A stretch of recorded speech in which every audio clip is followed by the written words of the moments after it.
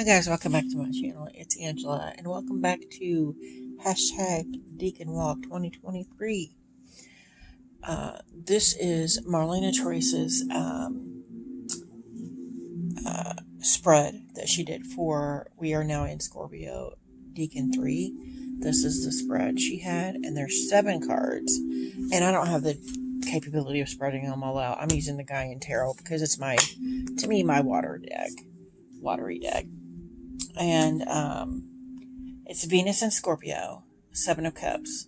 So what she did was, it says, imagine each of the 7 cups are unborn potential or daydream illusion. Each one is tied to the energy of the 7 classical planets.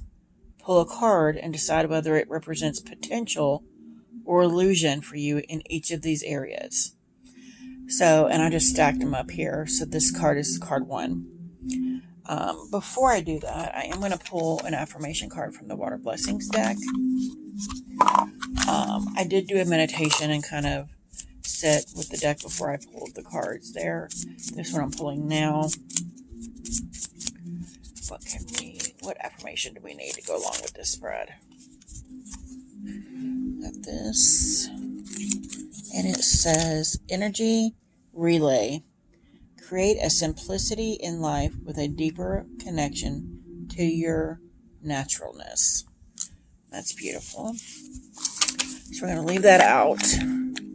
So the last few of these have been really deep, and I have no qualms about it not being deep, just because the water brings out emotions for me. Now, before I get into this, I did want to say, I didn't mention this on the last one because I was talking about flooding and stuff. So, Scorpio Decan 3, it is the Empress, and Empress is Venus. So it's Venus and Scorpio, and the Death card was represented by Scorpio. And it's weird because I was reading the book earlier, and I should have done this in the video I'm uploading right now about the 7 of Cups and the 3rd Decan of Scorpio. But it is considered the Lord of Debauchery. And I stated it like, it almost feels like a funhouse mirror where death has distorted the distorted the Empress. And it's almost like death has distorted the image in the funhouse mirror in each decan of the other, whatever the other major card is. It's kind of distorted it, and I found that very fascinating because that's exactly how I feel with Scorpio. It's very weird, like there's something just under the surface not right that you can't quite put your finger on. So without further ado, we're going to get into these cards. So number 1, and again, it says, imagine each of the 7 cups as unborn potential or daydream illusion. Each one is tied to the energy of the 7 classical planets. Pull a card and decide whether it represents potential or illusion for you in each of these areas. So number 1 is Mercury and movement. And we have the Teacher, the Hierophant. This is literally the first card I ever pulled from this deck, ever. And it's the only thing I read in this book where I realized the book was amazing. And we got the blue heron here in the corner because the blue heron stalks me all the time now.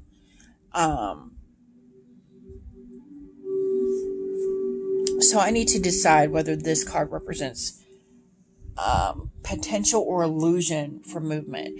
And I find it interesting because movement is the word here, and yet he's sitting in silence. It's almost like he's meditating. And I've been getting this exact message the last several weeks where I'm being told, stop moving around, just stop and breathe. Stop and be silent. Be still. And so I think this is very much in order for me to make movement happen, I need to first pause, which I don't do. And so I think this is very much a potential card for me, not illusionary. So that's interesting. Wow. See, I'm telling you, the water signs, man, they get me. They're like digging deep. Number 2, Venus, love. So is this potential or illusion for water? Or the 4 of Cups.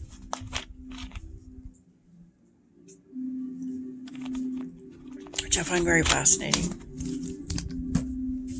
This is illusionary because I have love in my life. But I often don't see it. So this to me would be this would be my illusion or my take on love, even though it's not real. Interesting. Number 3 is Mars, deconstruction. Oh, the 5 of Pentacles. This has been my forever stalker card is a 5 of Wands. This has been my other stalker card probably for the past year. Both of those cards come out quite often for me. And again, I feel like there's it says Mars deconstruction. It almost feels like this card here where there's this illusion that I have nothing. That I have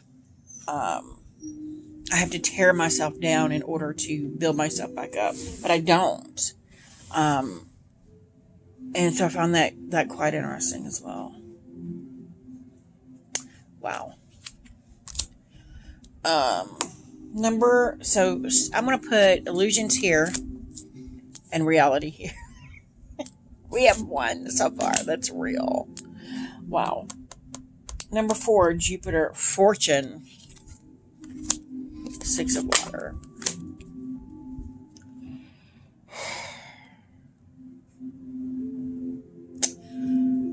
I would see this as a reality card as well. The 6 of water, the 6 of cups. You notice most of these are water. The 6 of cups is, to me, the not the greatest card in tarot because we talked about it in the last Decan because it was the last Decan, Scorpio 2.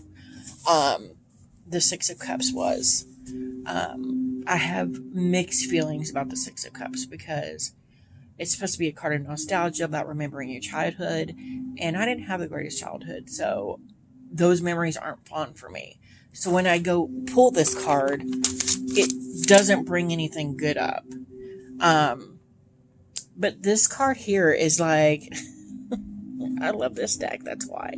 Because it gets deep and down in the dirty without being dirty. You know what I mean? So to me, this would be Jupiter fortune. Your fortune is not always measured in how much can you spend. It's also about how rich your life is, how much family you have around. And for this, I would say I'm very fortunate because I have a lot of self-made family around me all the time. So we'll put that in the potential. Okay, so number 5, Saturn, time. Is it potential or illusion? 8 of Swords. 8 of Swords is the first card I ever resonated with in the tarot, ever. 8 of Air. This is not your typical 8 of Air, 8 of Swords card. And again, I get the sense of family and camaraderie in this card versus what we normally see as someone trapped in the deck. So Saturn, time. I've made, and it's funny because the Hermit is my card of the year.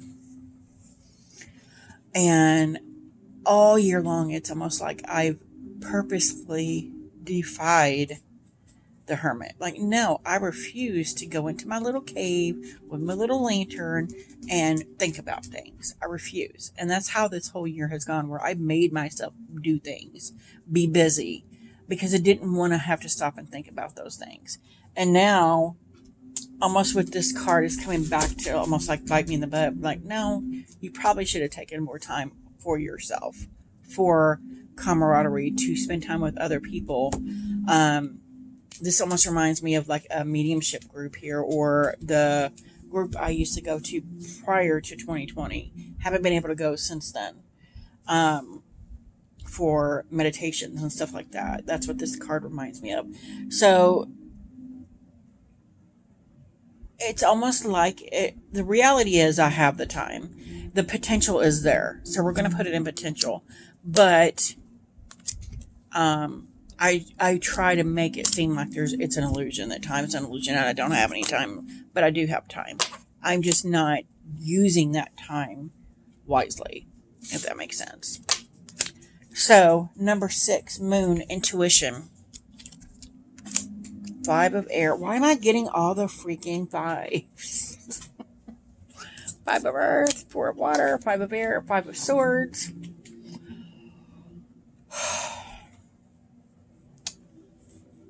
Intuition, Moon. Oh, yeah. So this will be the Moon and Intuition. Is this a potential or is it an illusion? It's totally an illusion.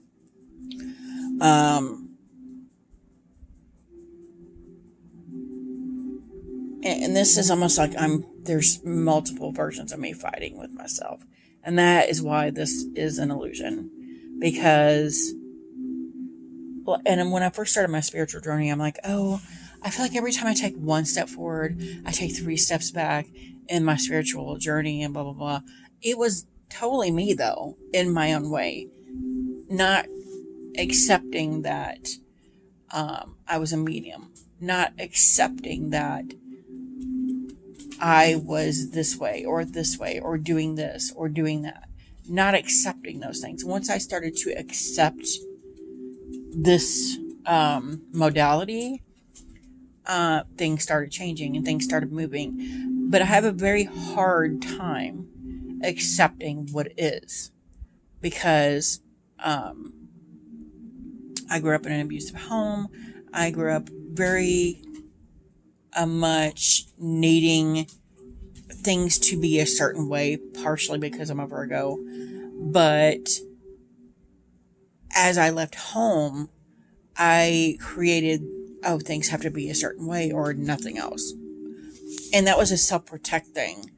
As I started my spiritual journey, though, it's made it hard for me to change this mindset I've had for over 20 something years.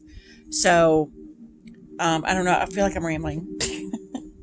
But the Moon and Intuition, for this specific card would be, to me, illusion. So we're going here. So the last card, number 7, is Sun and Integrity.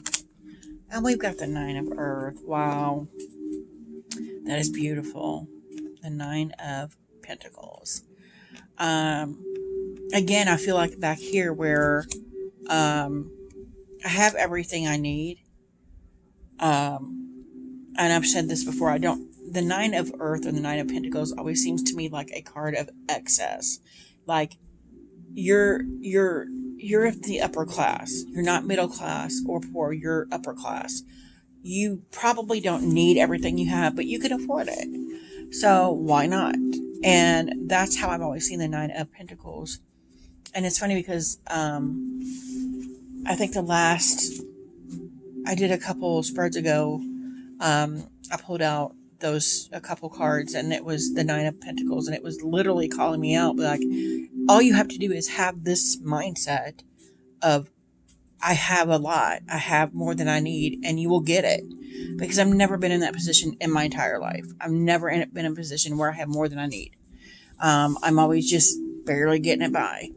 And so I just found that interesting here. But the Sun and Integrity. But achieve these goals with integrity. And it's fascinating that came up, because I was literally having like a mind conversation with me. Maybe my higher self was having this conversation with myself, knowing I would pull this card, which I find interesting. about having too much or having not enough, or having the mindset that, oh, I don't deserve more.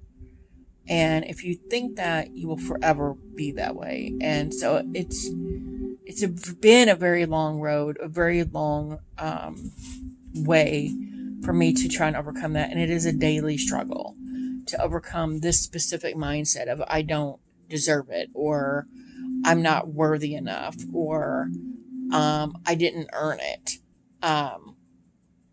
And those words are what keeps me from manifesting the excess, the Nine of Earth. So that's fascinating, quite fascinating. I don't like the water, man. It makes me think about stuff. So I would put this in potential also. So we got what? 4 in potential and 3 in illusion, which I thought would be the other way around. So that is my spread from Marlena Teresa. If I remember, I will post her videos below. If you have any questions, comments, concerns, anything you want to add to this, let me know in the comments. If you like this video, give me a thumbs up. If you want to see more, please subscribe. And don't forget to hit that notification button so you're alerted to any future videos. And I will see you in the next Decan. And it looks like we're hitting fire again. All right, bye.